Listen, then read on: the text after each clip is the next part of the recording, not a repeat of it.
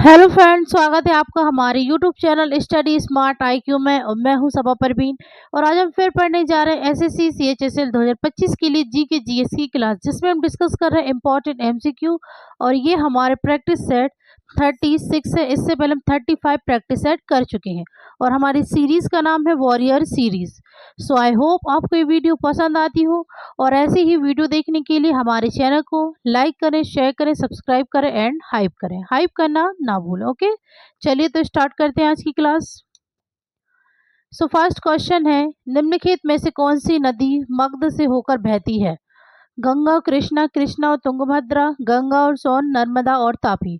तो कौन सी नदी मगध से होकर बहती है? ठीक है, तो मगध से होकर बहती है गंगा और सोन नदी। Right answer option C, Ganga और सोन नदी। अब हम बात करें कि गंगा नदी ये निकलती कहाँ से। ठीक है, तो गंगा नदी ये कहाँ से निकलती है? उत्तराखंड के उत्तरकाशी जिले में स्थित गंगोत्री ग्लेशियर से निकलती है। ठीक है, गंगोत्री ग्लेशियर से निकलती है गंगा नदी। ठीक है, फिर सोन नदी ये कहाँ से निकलती है? तो सोन नदी ये निकलती है मध्य प्रदेश के अमरकंटक पठार से। ठीक है, मध्य प्रदेश के अमरकंटक पठार से यह निकलती है। फिर है कृष्णा नदी। ठीक है, ऑप्शन में जो दी है कृष्णा नदी। ठीक है, तो ये कहाँ से निकलती है? तो यह निकलती है महाबलेश्वर, सतारा, महाराष्ट्र से यह निकलती है। ठीक है, कृष्णा नदी। फिर उसके बाद तुंगभद्रा। ठीक है, तो तुंगभद्रा ये कहाँ से निकलती है? तुंगभद्रा यह निकलती है कर्नाटक राज्य के पश्चिमी घाट के पूर्वी ढलानों से यह निकलती है। ठीक है, तुंगभद्रा नदी। ठीक है, फिर उसके बाद नर्मदा नदी की बात करें तो नर्मदा नदी ये कहाँ से निकलती है? तो यह निकलती है मध्य प्रदेश के अनूपपुर जिले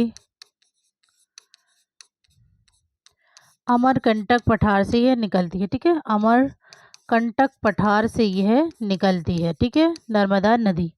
फिर तापी नदी, तो ये कहाँ से निकलती है? तो तापी नदी जिसे ताप्ती नदी भी कहते हैं और यह निकलती है मध्य प्रदेश के सतपुड़ा रेंज से यह निकलती है। ठीक है, तापी नदी। ठीक है, तो यहाँ पे जो भी मैंने आपको नदियाँ बताई हैं तो आप इसे नोट कर लीजिएगा, ये इंपॉर्टेंट है नदियाँ। ठीक है, कि किसका उद्गम स्थल कौन सा है। ठीक है, तो ये याद रखिएगा। चलिए आगे बढ़ते हैं। नेक्स्ट है लैंग्वेजेस ऑफ ट्रुथ एसेज 2003-2020 पुस्तक के लेखक कौन है? विक्रम संवत, सलमान रुश्दी, कबीर वेदी या मेघन मार्केल। तो लैंग्वेजेस ऑफ ट्रूथ ऐसे 2003 और 2020 पुस्तक के लेखक हैं Salman Rushdie. Right answer option B, Salman Rushdie. Okay, next है 2000 में द्रोणाचार्य पुरस्कार जीतने वाली पहली महिला भारत तोलन कोच डैश थे? सुनीता शर्मा, रेणु कोहली, पूर्णिमा महतो या हंसा शर्मा। तो 2000 में द्रोणाचार्य पुरस्कार जीतने वाली पहली महिला भारत तोलन कोच, ठीक है, तो ये थी Hansa Sharma. Right answer option D, Hansa Sharma. Okay, next है अलकनंदा नदी भारत में भागीरथी नदी से कहाँ मिलती है? देवप्रयाग, प्रयागराज, चंपावत या देहरादून। तो अलकनंदा नदी, ठीक है, ये भारत में भागीरथी नदी से कहाँ मिलती है? तो यह मिलती है देवप्रयाग में। राइट आंसर ऑप्शन है देवप्रयाग में। और ये दोनों नदी मिलकर, ठीक है, अलकनंदा और भागीरथी मिलकर गंगा नदी बनाती हैं देवप्रयाग। ठीक है, अलकनंदा और भागीरथी मिलकर गंगा नदी बनाती हैं। ओके, चलिए आगे बढ़ते हैं।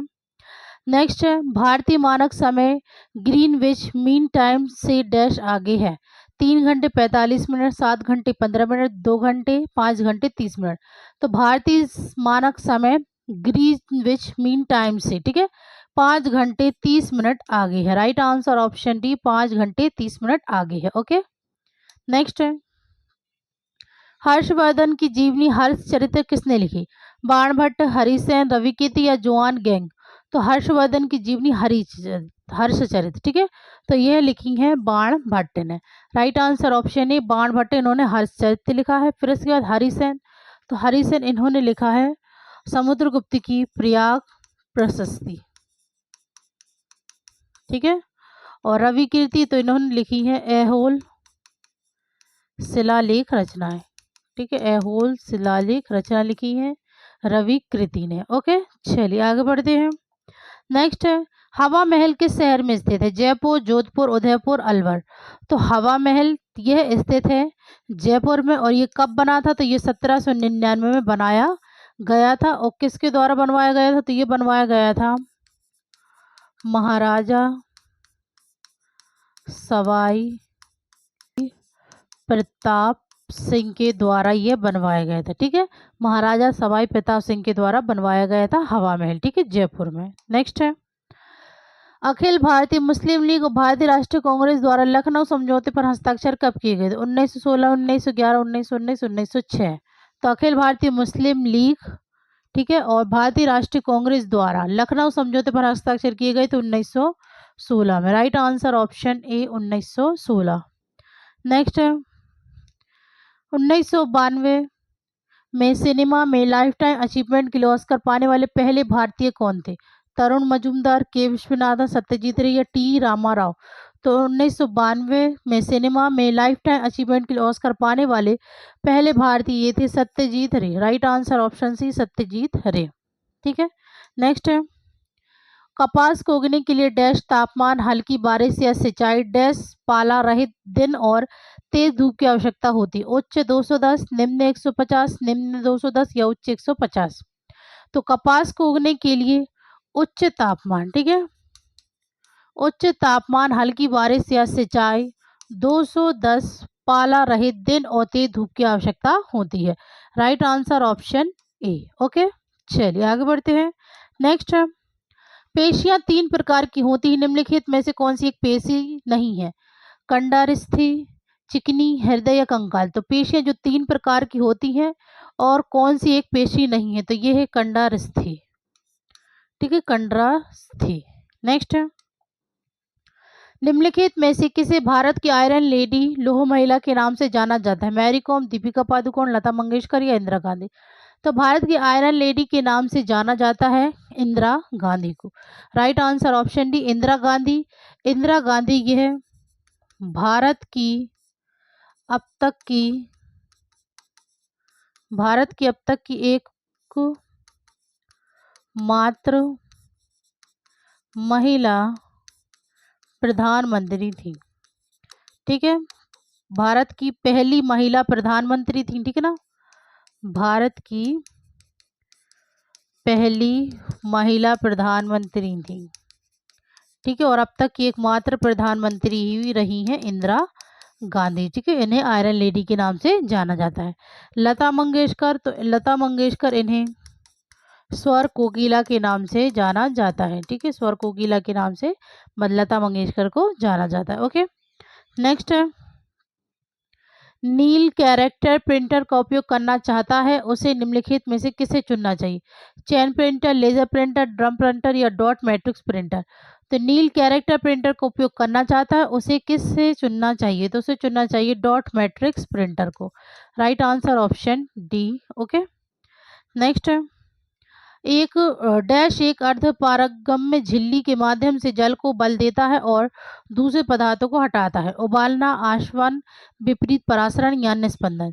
तो डैश एक अर्धपारगम्य झिल्ली के माध्यम से जल को बल देता है और दूसरे पदार्थों को हटाता है? तो ये है विपरीत परासरण। Right answer option C. Okay, next है डैश एक ऐसे व्यक्ति की कानूनी घोषणा है जो कर्ज चुकाने में असमर्थ है?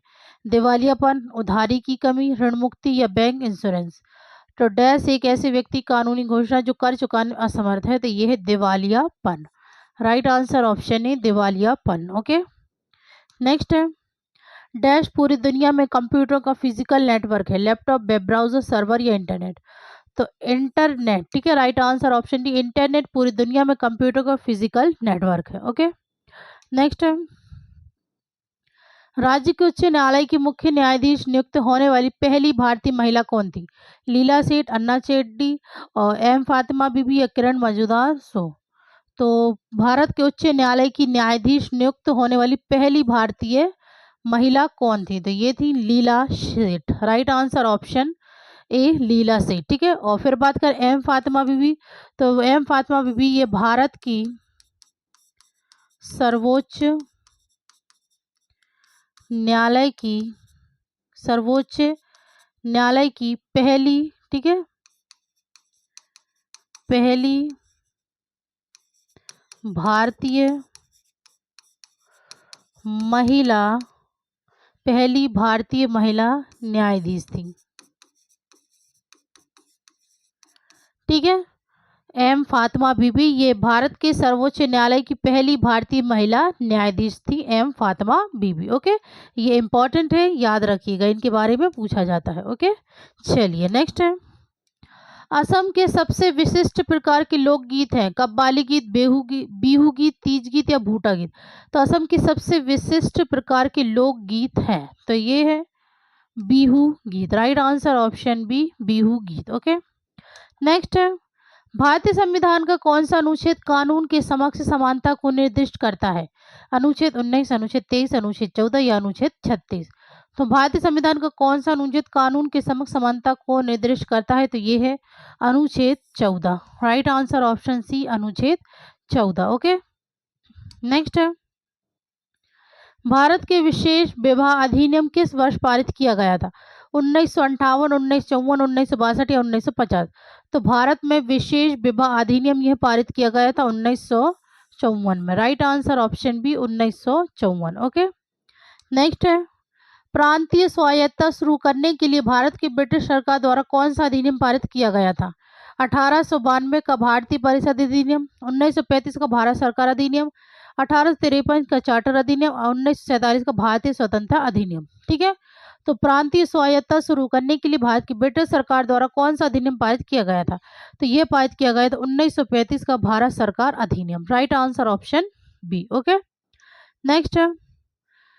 भारत की पंचवर्षीय योजनाओं को ध्यान में रखते हुए निम्नलिखित में से कौन सही सम्मिलित है? ऑप्शन ए रोलिंग योजना, इसे छठी पंचवर्षीय योजना से पहले पेश किया गया था। सेकंड, महालनोबिस योजना दूसरी पंचवर्षीय योजना है। तो भारत की पंचवर्षीय योजनाओं को ध्यान में रखते हुए कौन सही सम्मिलित है? तो ये दोनों ही सही सम्मिलित हैं। ठीक है, तो आंसर होगा ऑप्शन बी, 1 और 2 दोनों। ओके, नेक्स्ट है। निम्नलिखित में से कौन सा कंप्यूटर की चौथी पीढ़ी का उदाहरण नहीं है? एप्पल सेकंड, TRS 80, ICL 2900 या स्टार 1000?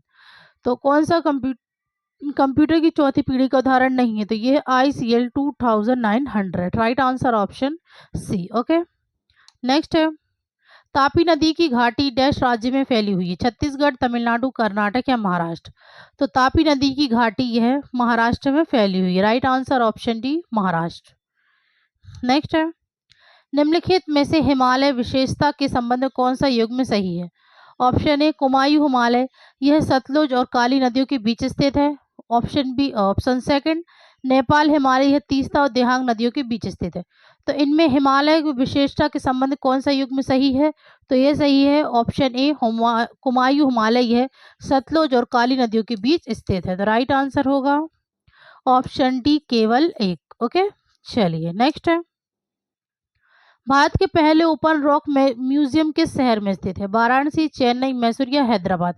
तो भारत के पहले ओपन रॉक म्यूजियम, ठीक है, रॉक म्यूजियम, ये किस शहर में स्थित है? तो ये स्थित है हैदराबाद में। Okay, right answer option D, Hyderabad. Next है। निम्न में से कौन सा भारत के एक प्रमुख लौह अयस्क क्षेत्र नहीं है? महाराष्ट्र, गोवा क्षेत्र, हरियाणा, राजस्थान क्षेत्र, उड़ीसा, झारखंड क्षेत्र, दुर्ग, बस्तर, चंद्रपुर क्षेत्र? तो इनमें से कौन सा भारत की एक प्रमुख लौह अयस्क क्षेत्र नहीं है? तो लौह अयस्क क्षेत्र नहीं है हरियाणा, राजस्थान क्षेत्र। Right answer option B. Okay, next है। विश्व शरणार्थी दिवस हर वर्ष डैश को मनाया जाता है? 20 जून, 22 जून, 18 जून या 17 जून? तो विश्व शरणार्थी दिवस, ठीक है, शरणार्थी दिवस ये मनाया जाता है हर साल 20 जून को। Right answer option A. Next है। कर्क रेखा भारत की निम्नलिखित में से किस राज्य से नहीं गुजरती? उड़ीसा, झारखंड, मिजोरम या राजस्थान। तो कर्क रेखा ये भारत के किस राज्य से नहीं गुजरती है? तो ये नहीं गुजरती है उड़ीसा से। ठीक है, राइट आंसर है ऑप्शन ए उड़ीसा। ठीक है, अब हम इसे याद करने को एक ट्रिक भी बताते हैं कि क्योंकि कर्क रेखा ये किन राज्यों से होकर गुजरती है। ठीक है, तो कर्क रेखा ये किन राज्यों से होकर गुजरती है, तो इसकी ट्रिक भी है, तो हम उसे ट्रिक के जरिए करेंगे। ठीक है, इसकी ट्रिक है मित्र पर गमछा झार। ठीक है, कि कर्क रेखा किन राज्यों से होकर गुजरती है? तो मित्र से मी से मिजोरम, ठीक है, त्रि से त्रिपुरा, पा से पश्चिम बंगाल, ठीक है, रा से राजस्थान, गा से गुजरात, मा से मध्य प्रदेश और छा से छत्तीसगढ़ और झा से झारखंड। ठीक है, झा से झारखंड। ठीक है, तो कर्क रेखा ये किन राज्यों से होकर गुजरती है? मिजोरम, त्रिपुरा, पश्चिम बंगाल, राजस्थान, झारखंड, गुजरात, मध्य प्रदेश और छत्तीसगढ़। तो कर्क रेखा ये 8 राज्यों से होकर गुजरती है। ठीक है, 8 राज्यों से होकर गुजरती है कर्क रेखा। ओके, चलिए नेक्स्ट है, विंडोज 10 में खुले ऐप्स के बीच स्विच करने के लिए निम्न में से किस कीबोर्ड शॉर्टकट का उपयोग किया जाता है? Shift plus tab, shift plus alt plus tab, alt plus tab या ऑल्ट प्लस शिफ्ट। तो विंडोज 10 में खुले ऐप्स के बीच स्विच करने के लिए निम्न में से किस कीवर्ड शॉर्टकट का उपयोग किया जाता है? ये किया जाता है ऑल्ट प्लस टैब का use. Right answer option C. Okay, चलिए, तो ये थे आज के हमारे क्वेश्चंस।